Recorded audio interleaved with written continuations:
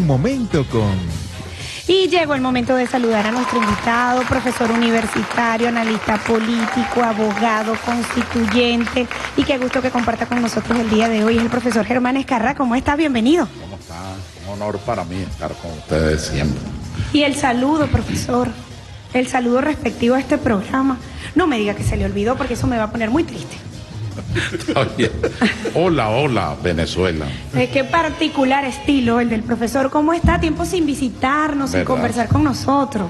Tenía tiempo sin verla, no me contenta su reincorporación, pues, y sin ver a Pedro al trabajo. En este programa.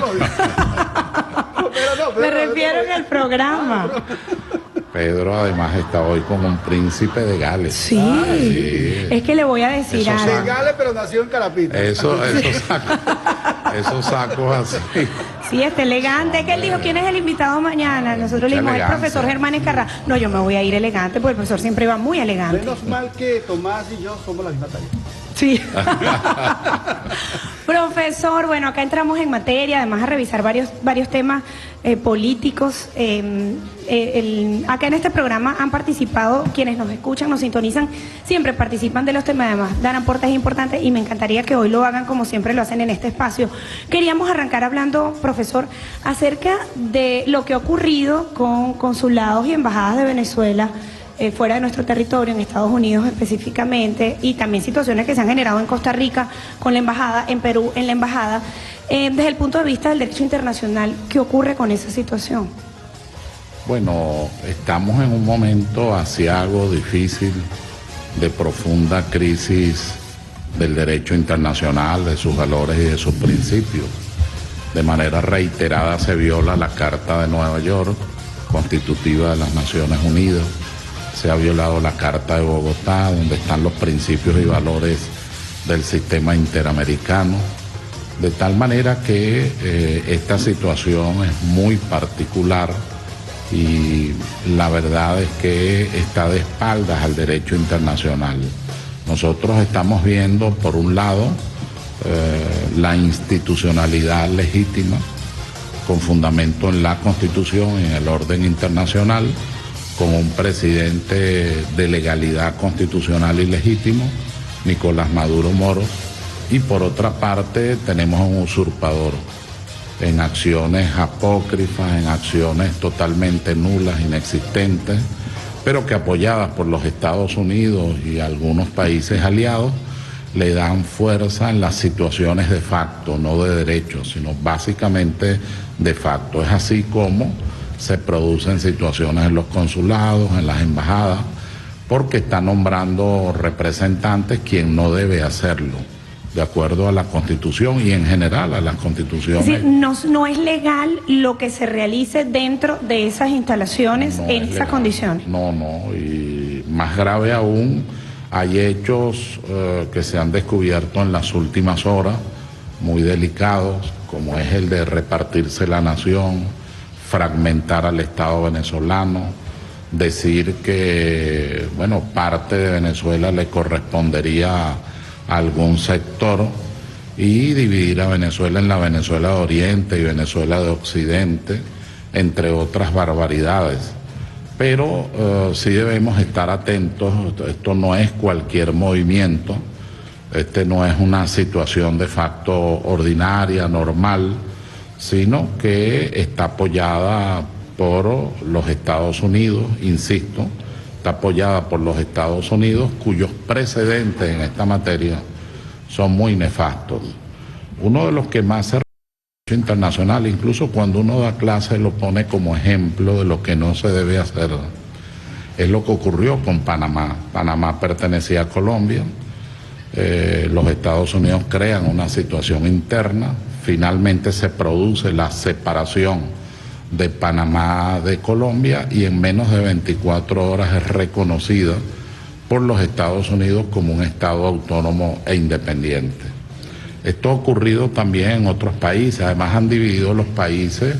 Nosotros recordamos con claridad Vietnam del Norte, Vietnam del Sur, en Centroamérica también hubo un momento en que dividieron a Centroamérica en la del este, la del oeste, como ahora se pretende hacer con Venezuela. O sea, es el concepto de fragmentación para la imposición geopolítica de quien en este momento se constituye en la fuerza tecnológica, militar, financiera de mayor importancia en el mundo. Ahora, usted que nombra a Panamá, esa división que hizo los Estados Unidos. Los Estados Unidos, era porque tenían muy cerca lo que era, para ellos le rendía dividendo la creación del canal. El control interoceánico, básicamente. O sea, al apoderarse del control interoceánico, bueno, indudablemente facilitaba no solamente las vías comerciales, sino que facilitaba por la vía marítima, facilitaba también los pertrechos de guerras en los que ha estado incluido siempre con una gran presencia los Estados Unidos. En el caso venezolano se trata de, en primer lugar, Venezuela, además de su gente, que es quizás, pienso yo, su más importante patrimonio. Pero además de eso, Venezuela, bueno, Dios le permitió ser la reserva de petróleo, de energía más importante del mundo actual, el mundo que conocemos. Venezuela tiene mucho oro, tiene mucho diamante, tiene muchos minerales estratégicos. Tú a mí me hubieras preguntado hace algún tiempo por el oro y quizás yo te hubiera contestado, bueno, eso está en el Cuerno del África, está en Canadá, está en otros países, pero jamás me hubiera imaginado lo que ahora sabemos, que somos la primera potencia aurífera del mundo. Entonces son muchos los recursos que tiene Venezuela y que por supuesto se han constituido en un atractivo para el imperio. Al final de lo que se trata es de repartirse esa especie de botín, para decirlo de esa manera, con un dolor enorme. Se los tengo que decir, con un dolor tortural interno, cuando uno ve que con nacionales conectan esa conducta, la estimulan, la invitan, no solamente es que invitan a la intervención militar en Venezuela, sino que también invitan al saqueo de la nación, de todos sus recursos, de su cultura, de su unidad nacional, de su unidad geográfica, entre otros aspectos. Por eso digo que esta es una situación muy particular, o sea, no se trata, como algunos han creído ver, de una reducción simple. Bueno, se trata de que quieren salir de Maduro, no. Va más allá. Va mucho más allá, a la fragmentación y la desaparición. Eso lo había denunciado en una oportunidad el presidente Chávez. El presidente Chávez tuvo la visión, la media luna. Correcto, el presidente Chávez tuvo esa visión que hay que recordar. Pues la explicaba muy bien, con mucho conocimiento geopolítico y geográfico, y nos advertía de las amenazas que podrían cernirse sobre Venezuela. Ahora, doctor, a mí me preocupa la clase política actual, porque yo recuerdo que el primer gobierno de Carlos Andrés Pérez, él estuvo coqueteando mucho con Colombia de entregar parte del Golfo de Venezuela. ¿Cómo no? Eso fue grave. Eso unió a las diferentes fuerzas políticas. Allí habían copellanos, allí habían algunos adecos y había gente de izquierda que defendía el territorio. Esta clase política actualmente, ¿por qué demuestra la entrega total de la patria? Fíjate, perdóname muy brevemente, o sea, una pestaña solamente. Lo de Carlos Andrés Pérez fue extremadamente grave, o sea, claro, que fue cuando dijo parte del Golfo le corresponde a Colombia, y además llamó al Golfo de Coquibacoa, algo que nosotros jamás hacemos. Entonces eso generó, como bien lo dices tú, generó inmediatamente, tanto en las Fuerzas Armadas Nacionales, como se decía entonces, como en la clase política, como tú muy bien lo explicas, un sentido de unidad nacional, incluso podríamos decir un sentido de patria. En esta oportunidad, la lucha por la patria, por la independencia, por la autonomía, ha quedado en el presidente Nicolás Maduro, en las fuerzas de la Revolución Bolivariana, el PSV, en un sector de nuestra población. Pero hay un sector muy vinculado a la oligarquía, muy vinculado a estas élites políticas que se enquistaron durante muchísimo tiempo en la estructura del Estado y que ha hecho llamar a la democracia partidocracia, plutocracia. todo ese sector está en este momento en la repartición del botín. Me he enterado y me preocupa que hay abogados que están firmando contratos en el exterior. Hay uno que acaba de salir en España, pero en general en el exterior, para investigar dónde hay empresas de Venezuela y dónde poder demandar, entablar juicios y además tomar el dinero de esas empresas y las inversiones que ahí se han hecho. Los que hacen eso, solo te queda una conclusión: no tienen sentido de patria, no tienen, la palabra cierta, no tienen sentido de república, no tienen sentido de nación. Es decir, estamos en un momento en el que hay que hacer grandes esfuerzos, muchos de ellos pedagógicos, porque el pueblo ha dado una enorme demostración de resistencia, de capacidad de lucha. Esa concientización que hizo Chávez ahora la estamos viendo de manera operativa y de manera militante en el pueblo de Venezuela. Fíjate, por menos del 5%, quizás hasta menos de lo que ha ocurrido, se produjo el Caracazo. Y sin embargo el pueblo resiste, el pueblo con su conducta legitima una y otra vez al presidente. Lo que ocurre es que en el Caracazo era el gobierno que ocupaba los poderes a la oligarquía. Y esta oportunidad es todo lo contrario. Es todo lo contrario. Fíjese, nosotros lo escuchamos, además yo revisando acá porque ya pues están participando y me parece bien oportuno con el tema. Y quizás voy a resumir lo que consultan, además preguntan a través de las redes, dicen, bueno, sabemos cuál es el plan, conocemos quién lo ejecuta, sabemos quién está acá en Venezuela, además dando la cara por ese plan en contra de Venezuela, de fragmentar el país. ¿Qué ocurre legal o jurídicamente para poder tomar acciones? Bueno, hay una violación grosera, flagrante, reiterada, permanente del orden constitucional y por supuesto del orden internacional. Claro está, algunos quisiéramos que, entre ellos me incluyo, que se tomaran algunas decisiones, pero hay que tener fe en la manera como el presidente y el alto gobierno conduce la dirección del Estado para su salvaguarda. Además, el presidente viene de victoria en victoria y de un manejo de los tiempos inusual, bastante acertado, entre otras muchas cosas. Si tú a mí me preguntaras en el plano ya de lo personal, seguramente hubiera tomado otro tipo de decisiones con el señor Guaidó, además las hubiera tomado de manera inmediata. Y pegado siempre en el marco de la Constitución, siempre en el marco de las leyes. Además hubiera tomado en relación a los traidores a la patria. Pero nosotros tenemos que comprender que no tenemos toda la información. Nosotros no tenemos toda la visualización general del conflicto. Quien la tiene es el presidente, la tiene el alto gobierno y viene de tomar decisiones muy acertadas. En todas hemos salido victoriosos. Entonces hay que tener fe en él, hay que adherirnos, independientemente de lo que sintamos en el orden interno, a las decisiones pues, que él viene tomando y ayudar en lo que tengamos que ayudar. Nosotros estamos cerca de un saqueo o del intento de un saqueo nacional. Bueno, el poder constituyente tiene que empezar a tomar medidas.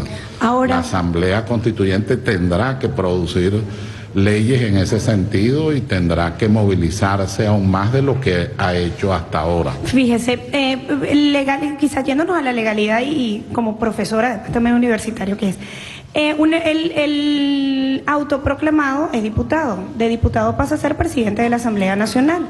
Siendo presidente de la Asamblea Nacional se autoproclama presidente de la República. Ya allí no hace una... Hay una usurpación grave. En primer lugar, porque no es aplicable, como dicen ellos, el 233 de la Constitución. Gracias a Dios, insisto en eso, gracias a Dios, no ha ocurrido la muerte del presidente, tampoco el presidente ha renunciado, tampoco hay una declaratoria mediante sentencia homologada por el Tribunal Supremo de Justicia que diga que tiene problemas psicológicos o problemas de orden físico. El presidente de la República está en la plenitud pues, de sus actividades, como lo vemos todos los días. O sea, fue una mala interpretación. No hay un revocatorio, ni hay un abandono constitucional del cargo. Al no darse ninguno de esos supuestos, entonces todo lo que han dicho es falso. Y todo ese procedimiento que sería para encargarse de la presidencia y en 30 días convocar a elecciones es totalmente nugatorio, es totalmente evanescente, no tiene sentido, y lo que se ha hecho es una grave usurpación y una violencia, pero una violencia desmesurada en relación al texto constitucional. Ahora, doctor, esta violación al texto constitucional es ejecutada por algunos asesores, abogados, muchos de ellos profesores en algunas universidades de acá, de nuestro país, otros que según conocen el derecho internacional.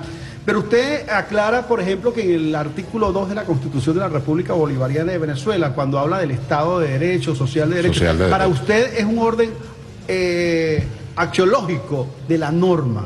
Usted lo reconoce como un orden axiológico porque ahí establece la democracia, además de la justicia, y que no solamente es interno, sino que hace ver el proyecto democrático para nuestro país. El derecho a la vida, el derecho a la libertad, la solidaridad, la ética pública, los derechos humanos, todos están proclamados en el artículo 2. ¿Ellos desconocen eso o saben muy bien que existe una violación por su parte? No, claro, ellos saben con mucha claridad que son apócrifos. Ellos saben que son fantasmas de la historia. Ellos tienen muchísima claridad en la violación permanente al orden constitucional y en el fraude que quieren hacerle al pueblo de Venezuela, a su soberanía, a su no intervención, a su autodeterminación. Ellos están muy claros, al menos las cúpulas, están muy claros en esto, también en la fragmentación del Estado venezolano. Por eso es que pienso que hay que tener mucha fe en lo que viene haciendo el presidente de la República, porque yo estimo que él está manejando los tiempos para entonces proceder en los términos en que habría que proceder. El señor Guaidó hace tiempo se ha debido allanar la inmunidad parlamentaria y proceder. ¿Cómo establece la Constitución? Allanar la inmunidad parlamentaria se pudo haber hecho inmediatamente cuando ocurre la autoproclamación en la Epifania. No los va a contar a detalle. Luego de la pausa, 7 de la mañana, 43 minutos, hoy estamos conversando con el profesor Germán Escarrá, profesor universitario constituyente, abogado, analista político, locutor invitado a este programa, y además va a anunciar el tema que viene a continuación. Y es este tema que está por acá. Si se lo sabe, lo canta. Omar Enrique es oye, qué bien, sí. Ay, amor. Ay, amor, ¿a quién le dedicaría usted ese tema? A mi esposa. Ay, qué bello. Para la esposa. Ya venimos.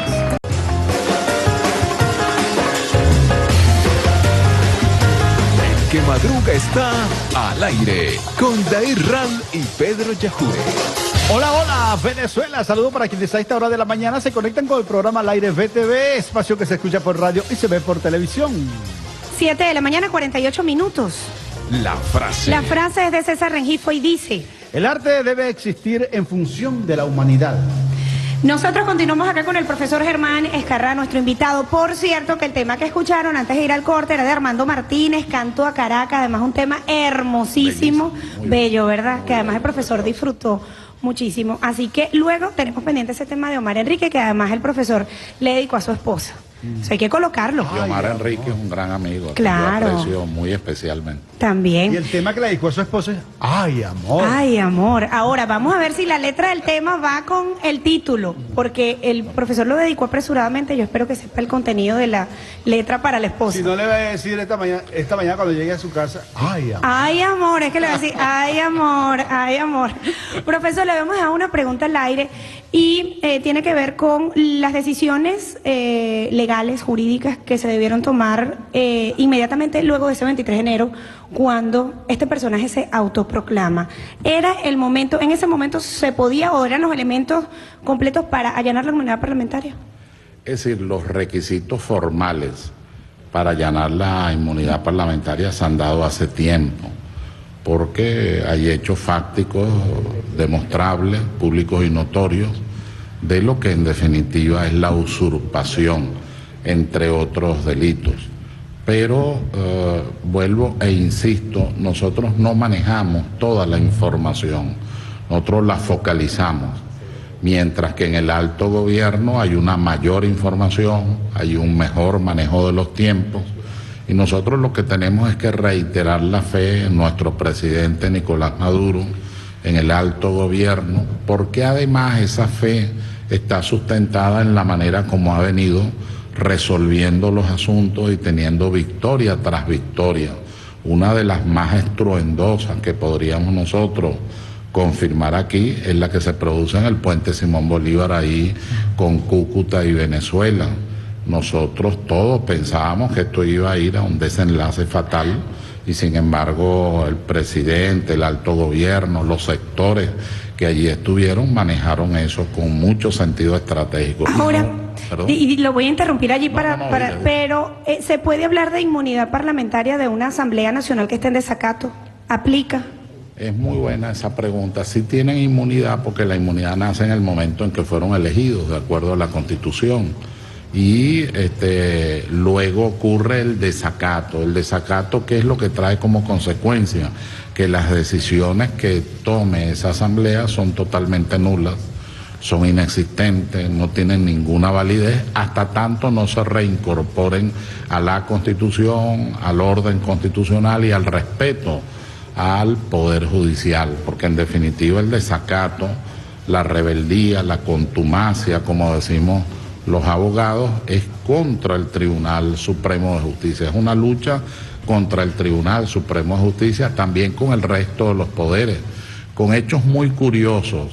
Cuando se critica, por ejemplo, el Consejo Nacional Electoral, se olvida que esa asamblea es mayoritaria por una decisión del Consejo Nacional Electoral muy honesta, muy transparente y muy seria. Muchos de ellos, o todos, son diputados casualmente por ese Consejo Nacional Electoral. Entonces, ¿cómo es que el Consejo Nacional Electoral no sirve para el presidente de la República, su legitimidad y su legalidad constitucional, pero sí sirve para la elección de ellos? Es decir, son muchas contradicciones como producto de la manera que tienen de actuar, que es en desconocimiento a la Constitución, es en una burla colectiva al pueblo de Venezuela, es la distorsión de las instituciones y lo que más pudiera dolernos a muchos de nosotros, y hablo como profesor fundamentalmente, es el desamor a la patria, es el desprecio a la patria, a la nación, a la república, a nuestras instituciones. Ahora bien, profesor, tomando en consideración que la Constitución ha sido violentada, ha sido violada por estos señores que comenzó jugando a presidente y ahora se cree presidente autoproclamado, no ha fallado en cuanto a la divulgación de nuestra Carta Magna y además de la ley, por ejemplo, el Código Penal, donde sanciona a los traidores de la patria, y la misma Constitución también. 192 en adelante de la Ahora, ¿no ha faltado eso por parte de nuestros representantes en los diversos países, aclarar esto y que eso está pegado a la Constitución y a las leyes venezolanas? Yo sí creo que debe haber una línea de, digamos, que armonice el discurso en el exterior. Sí creo que nuestras embajadas tienen que hacer un papel mucho más fuerte, mucho más intenso. Preocupa que sea ahora que nos demos cuenta que hay gente que también está o ha estado y probablemente estará jugando al golpe de Estado, a la ruptura del orden constitucional y no a lo que es su deber, que es representar a Venezuela en su institucionalidad, la única que tiene en el orden legítimo y de legalidad constitucional, que comienza por el presidente Nicolás Maduro. Yo siento que hay que hacer un esfuerzo mayor en esa materia.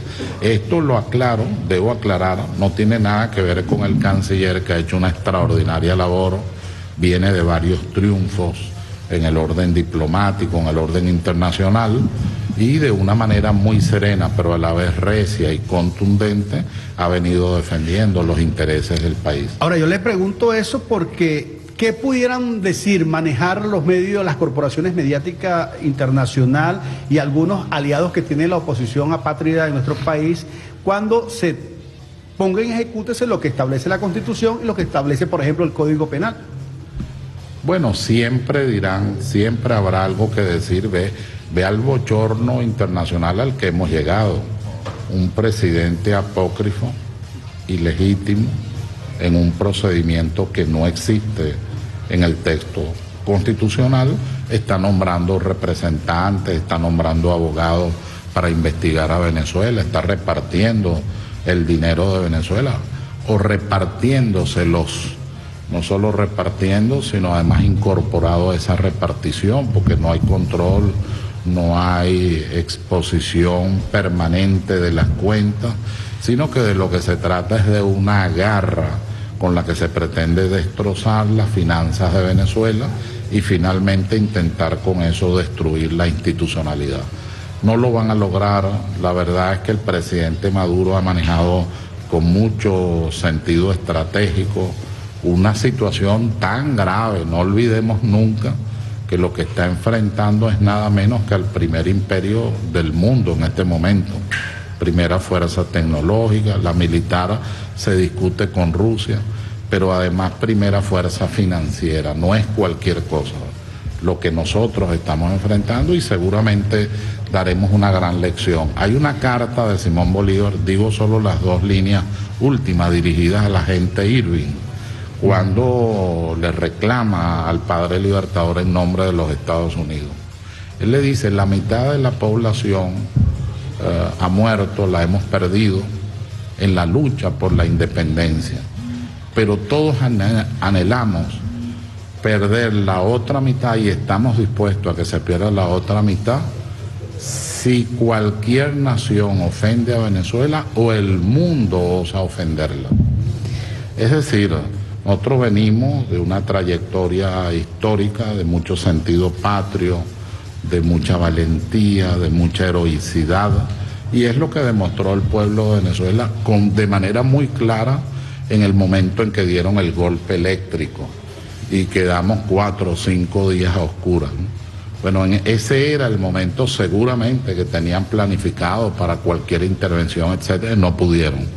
Y el pueblo dio una demostración extraordinaria de resistencia, de claridad en las ideas y además de apoyo al alto gobierno y al presidente de la República. Ahora, profesor, ¿qué lectura le damos a la llegada de aeronaves rusas? Que además eso ha causado también cierto revuelo, hemos visto reacciones, polémicas, algunos de acuerdo, otros no. ¿Qué lectura le podemos dar acá? Bueno, política. Sí, es que Venezuela es un país abierto al mundo, tiene excelentes relaciones con Rusia, con China, con Siria, con la India, es decir, con países de particular importancia y que gravitan de manera muy importante en el concierto de las naciones, de tal manera que esa presencia es parte del intercambio que se produce y que se venía produciendo durante mucho tiempo. Antes de llegar el presidente Chávez, los intercambios eran con los Estados Unidos. De hecho, tenían oficinas al interior de los 4 componentes de la Fuerza Armada Nacional, entre otros aspectos. Bueno, ahora es plural, ahora es un intercambio plural, no está focalizado en una tendencia, sino está focalizado en tendencias muy importantes del mundo. En el caso de Rusia, no olvidemos que es un país de una avanzada militar extraordinaria. Los estudiosos, algunas revistas de estas de Londres sobre estrategia, guerra, etcétera, que mantienen más o menos informado lo que se llama poder y potencial de cada país, señalan que Rusia tiene un paso adelante en relación a los Estados Unidos en la parte militar y tecnológica militar. En Venezuela tiene una lectura para el norte. Internacional. Bueno, el norte, por supuesto que el norte dirá que es una manera de fortalecer una alianza de carácter militar. Bueno, pero es que Venezuela de todas maneras tiene que hacerlo. Claro. Es decir, Venezuela está acosada por los Estados Unidos.